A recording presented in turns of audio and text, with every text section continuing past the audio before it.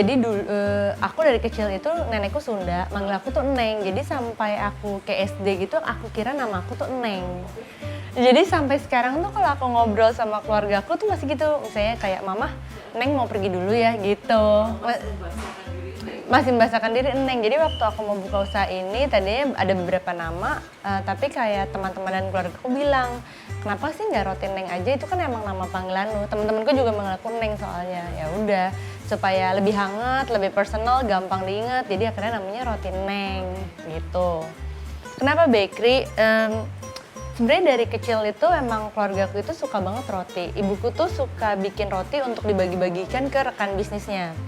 Waktu dia pensiun, dia dan kakakku itu buka toko roti kecil-kecilan, iseng lah di rumah gitu. Jadi nggak ada pelang, nggak ada apa, ya udah cuma naruh roti aja, iseng aja jualan roti gitu kan. Ternyata responnya tuh bagus dan itu berjalan selama belasan tahun gitu. Waktu itu aku masih kerja di agensi. Terus at some point aku mikir aku tuh gedein brand orang lain mulu, tapi aku nggak punya brand sendiri yang jadi legacy aku kan gitu. Jadi kayak ya udah aku bikin brand sendiri deh, tapi aduh bikin apa ya? Itu bener kan bingung ya. Oke, di rumah itu udah ada modal, dulu roti tawar ibuku tuh terkenal banget di rumah gitu. Kayak semua orang bilang enak gitu kan. Aku bawa ke kantor juga orang-orang bilang enak. Ya udah deh, aku pikir kan aku suka banget dessert, aku suka banget roti bakar gitu. Aku mau bikin roti bakar tapi apa yang beda ya? Aku nggak mau cuma roti bakar dengan bahan-bahan jadi, maksudnya selai yang udah jadi. Akhirnya aku belajar bikin selai. Jadi terciptalah si roti Neng ini awalnya roti bakar yang rotinya bikin sendiri dan selainya pun kita bikin sendiri.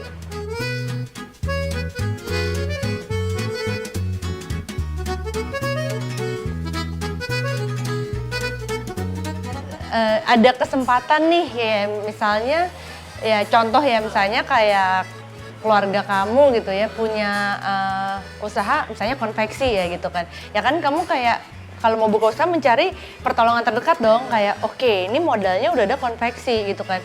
Gue bikin apa, tinggal gue mau bikin celemek kah, gue mau bikin tas kah, gue mau bikin baju kah, atau apapun itu gitu. Sama sih aku juga kayak gitu. Aku waktu itu buka cuma Sabtu Minggu. Jadi aku kerja Senin sampai Jumat, kalau aku nggak ada syuting di hari Minggu atau aku nggak ada kerjaan, aku buka Sabtu Minggu gitu. Jadi aku masih masak sendiri gitu. Jadi aku masih kayak ya coba-cobalah belajar karena aku juga nggak punya pengalaman di bisnis kan gitu. Ternyata jalan.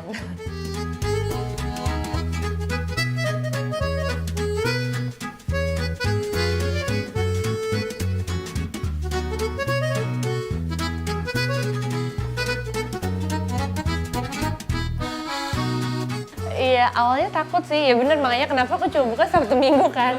Ini kalau nggak laku kan ya at least kayak punya safety net gitu kan. Ya udah, ternyata berjalan, itu pun setelah setahun aku masih mikir kayak, tapi sayang ninggalin karir ya, maksudnya aku punya karir yang bagus juga gitu di agensi. Jadi kayak, ya udah deh aku tutup dulu, aku lanjutin karir aku lagi di agensi. Tapi ternyata orang-orang tetap nyariin, makanya akhirnya aku buka untuk roti tawar dan selai di kemasan. Tadinya tuh enggak, tadinya tuh bener-bener aku jual roti bakar aja. Karena ada demand-nya, akhirnya aku bikin gitu. Terus minuman pun si ice chocolate sea salt itu menu awal kita sih. Si Earl Grey sama ice chocolate sea udah ada dari 6 tahun lalu. Karena aku suka banget ice chocolate gitu. Jadi aku coba bikin yang enak tuh kayak gimana sih, ice chocolate yang sesuai sama selera aku tuh seperti apa sih gitu.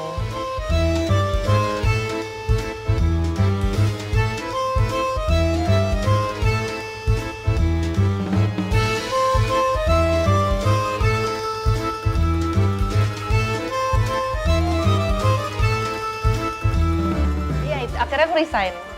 Setahun di Santa, setahun resign cuma terima PO doang tuh apa sih kayak ya online doang lah ya. Buka pesanan nih untuk hari ini, itu setahun. Habis itu setahun kemudian aku baru buka lagi.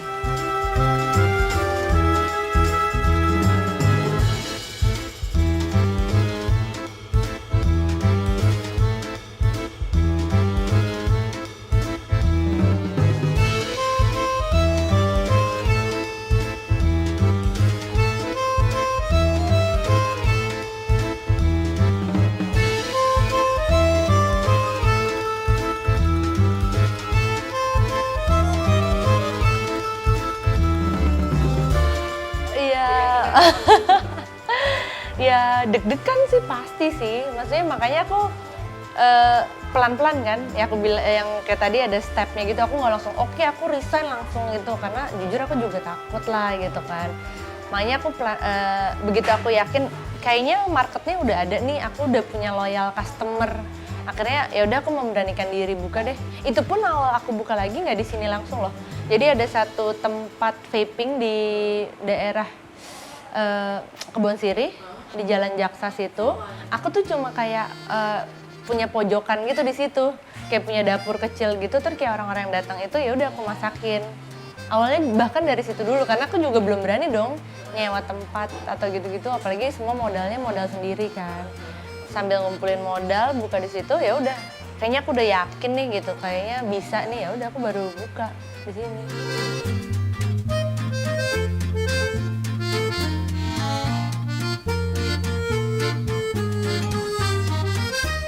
Iya beda sih ya, kalau brand sendiri pastinya kita lebih sayang lah, pasti lebih care. Cuma ya bener sih kalau misalnya dari orang lain tuh kan kita ada pressure kan. Bener kayak ada kewajiban gitu kan, kita dibayar orang lain. Kalau ini tuh kita harus mendisiplinkan diri kita kan, kayak oke, lo harus melakukan ini untuk brand lo, lo harus bikin timeline. Itu lumayan susah sih, ternyata nggak segampang itu. Kayak oh iya brandnya harus diapain lagi, kadang-kadang tuh bahkan keteteran karena aku kan sambil freelance.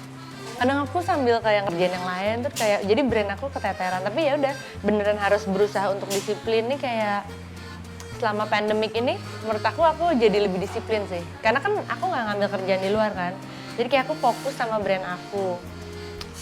Itu kelebihannya sih, mungkin karena aku di agency, aku how to ngomong brand aku mau dibawa kemana aku ngerti. Tapi negatifnya itu aku tuh bukan orang bisnis. Jadi kayak aku pengalaman bisnis aku tuh kayak nol sih. Kayak apa ya, ibaratnya ngitung SKU dan apa nanti harus BEP gitu-gitu, aku tuh tidak ada pengalaman. Jadi semuanya ya learning by doing, aku banyak melakukan kesalahan sejujurnya.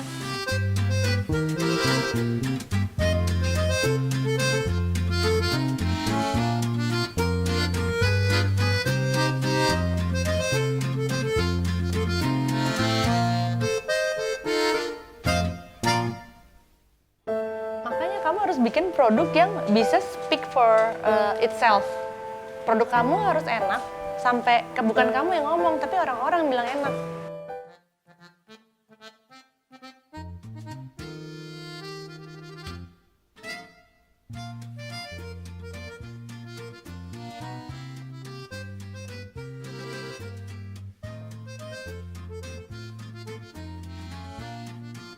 Karena aku punya karyawan yang bergantung hidupnya sama aku.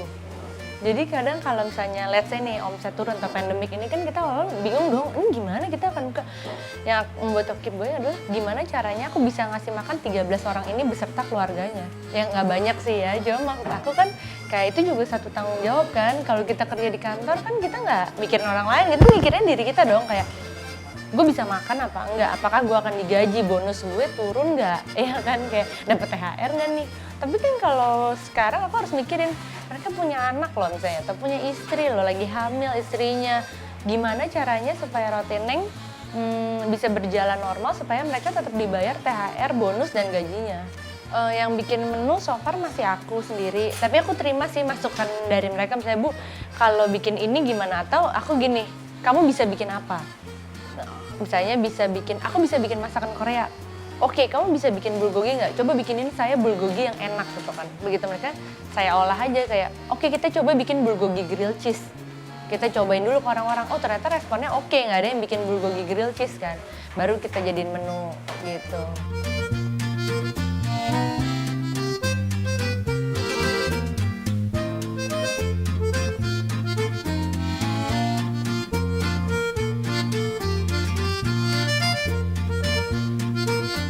Setiap kayak 6 bulan gitu atau setahun, dalam setahun pasti ada penambahan menu sih supaya orang nggak bosan juga gitu. Coffee butter itu menu kita yang terbaru sih, pas COVID ini tuh baru kita bikin.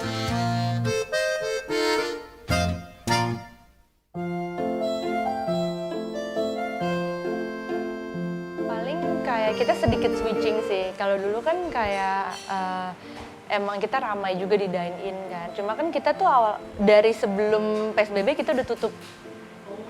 karena ya aku lumayan, maksudnya kayak aku punya karyawan, ntar kalau sakit gimana dan segala macem.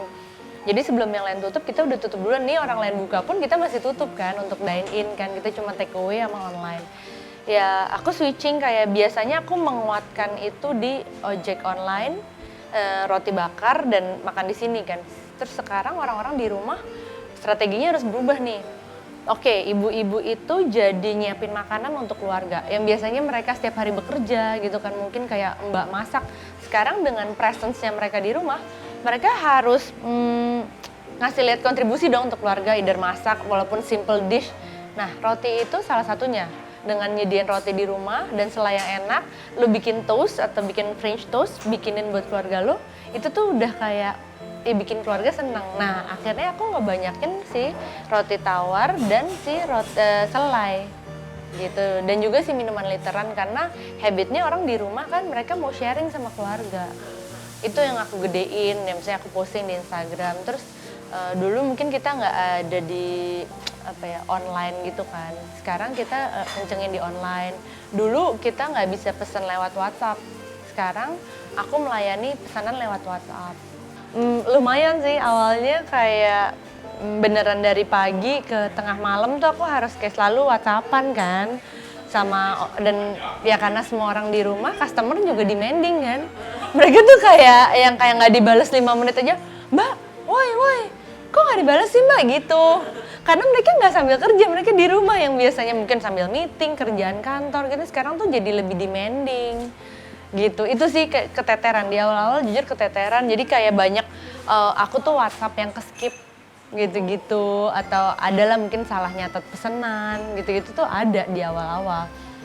Bahkan sampai marah banget juga ada. Sampai ngambek gitu-gitu juga ada.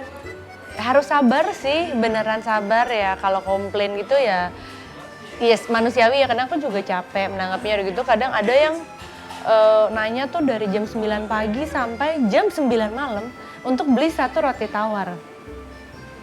Bener, ini terus story beneran, aku sampai kayak, ya ampun jualan roti aja susah banget gitu kan, kayaknya capek banget nih, jempol udah bales-balesin orang gitu kan. Ya hal yang kayak aku tuh kayak, masa sih hal kayak gitu perlu untuk ditanyakan? Ibaratnya kamu beli baju, terus kamu nanya, "Mbak, baju kamu kalau aku pakai buat ngepel bisa nggak?" Gitu kan, aku kan kayak, hah? Seriously gitu kan, kayak gitu, hal-hal kayak gitu sekarang pun jadi ditanyakan.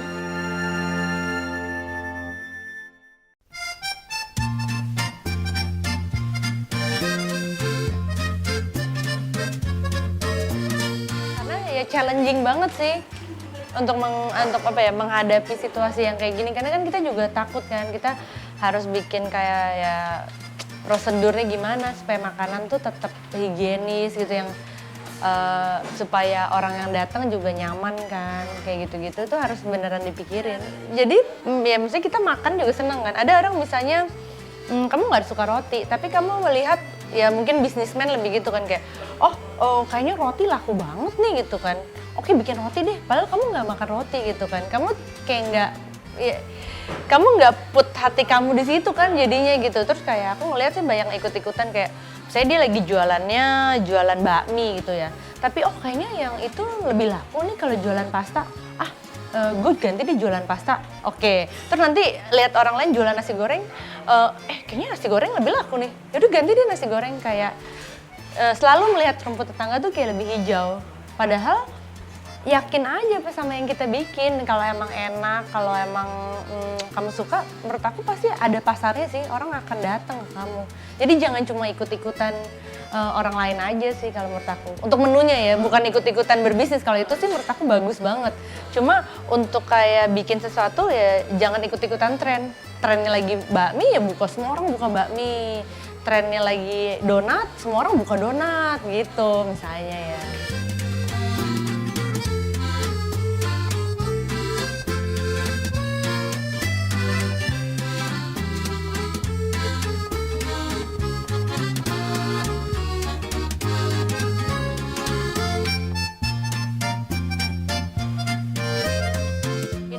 Aku tuh anak yang nggak bisa jualan.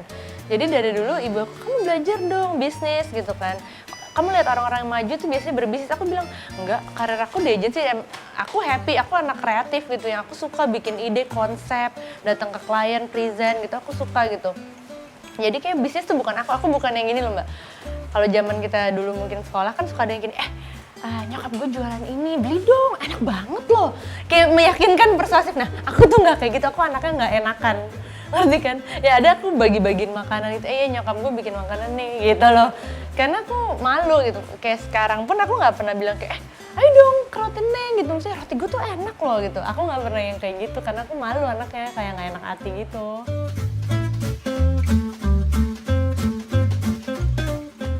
Intinya jangan membandingkan diri sendiri sih, jangan membandingkan bisnis kita atau diri sendiri sama orang lain. Atau kadang kita membandingkan kayak bisnis orang lain lebih besar nih, lebih gimana ya, dia tuh bisa punya karyawan 1000 gitu kan. Nggak usah, fokus aja apa yang sama kita punya. Karena menurut aku semua orang punya periuknya masing-masing dan nggak perlu kayak yang situ jual roti terus kita kayak dia jual roti juga. Ya nggak, semua orang punya rezekinya masing-masing, jadi fokus aja apa yang kita lakuin sih kalau aku.